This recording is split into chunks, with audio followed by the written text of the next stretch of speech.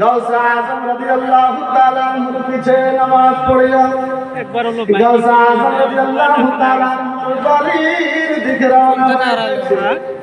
আর গাউসে আজম রাদিয়াল্লাহু তাআলা আনহু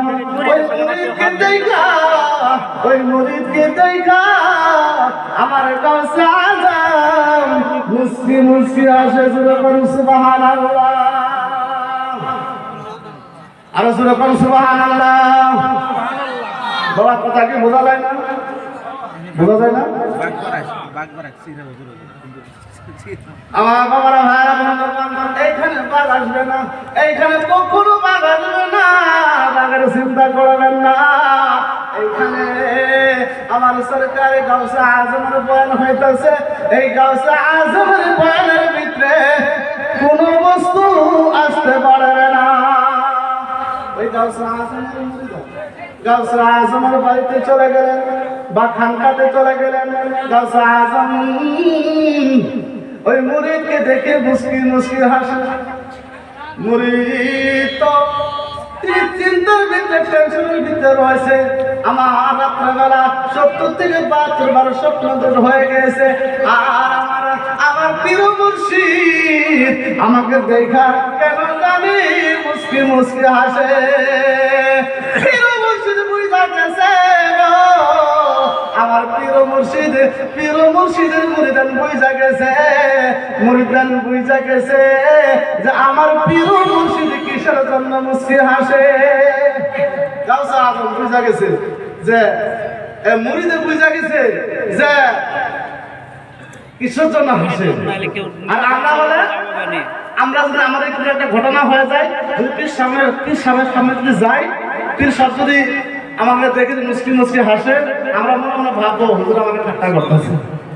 এমন না বাবা? আমরা এমন না? কিন্তু দেখেন বাবা গাউসে আজম রাদিয়াল্লাহু তাআলা আনহু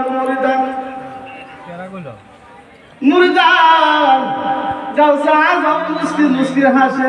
মুরিদান গাউসে আজমের কদমে যায় বলেন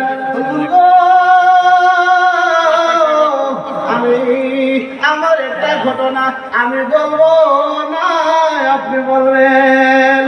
সুবহানাল্লাহ।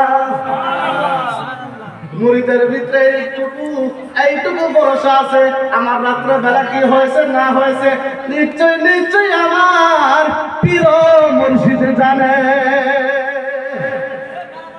গাউসে আজম বললেন বাবা তুমি বলো, আমি বলবো না, তুমি বলো। ওই ব্যক্তি বললেন হুজুর একবার নয়, দুইবার নয়, 70 থেকে 72 বার আমার স্বপ্ন দোষ হয়ে গেছে। হুজুর একটু বইলা দেন। এই স্বপ্নের মাঝারা কি বস্তু? তখন সরকারের গাউসে আজম বললেন বাবারে যেদিন তুমি এশারের নামাজ পড়িয়া তুমি ঘুমের ঘরে গিয়েছিলা বাবারে, সেদিন আমি গাউসে আজম নামাজে এশা পড়িয়া তাসবিহ তাহলিল পড়িয়া আমি লৌহে মাহফুজের পৃষ্ঠাগুলো উল্টাইতেছিলাম। জোরে কোন সুবহানাল্লাহ।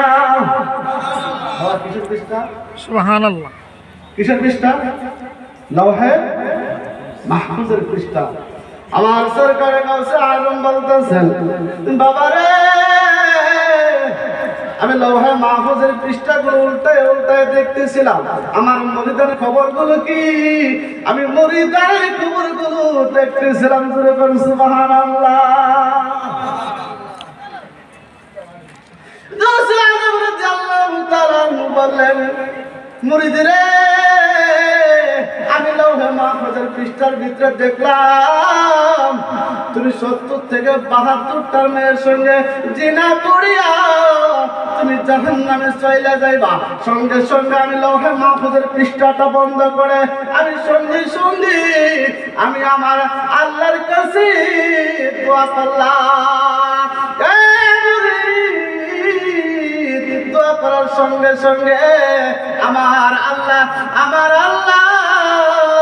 তোমাকে এই স্বপ্ন দৃশ্যের মাধ্যমে তোমাকে জাহান্নামে থেকে তোমাকে জান্নাতবাসী বানায় দিয়েছে। জোরে বলুন সুবহানাল্লাহ।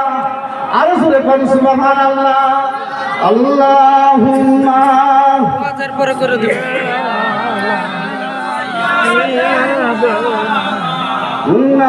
মাওলানা মুহাম্মদ ওয়ালা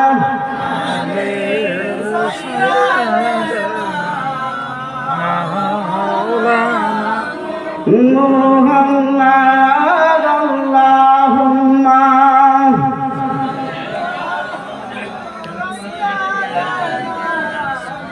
মাওলানা দয়াল নবী গো তুমি মরণ কালে দিও আমায় দেখা মায়ের নবী গো তুমি মরণ কালে দিও আমায় দেখা নূর নবী গো তুমি মরণ কালে দিও আমায় দেখা মায়ার নবী গো তুমি মরণ কালে দিও আমায় দেখা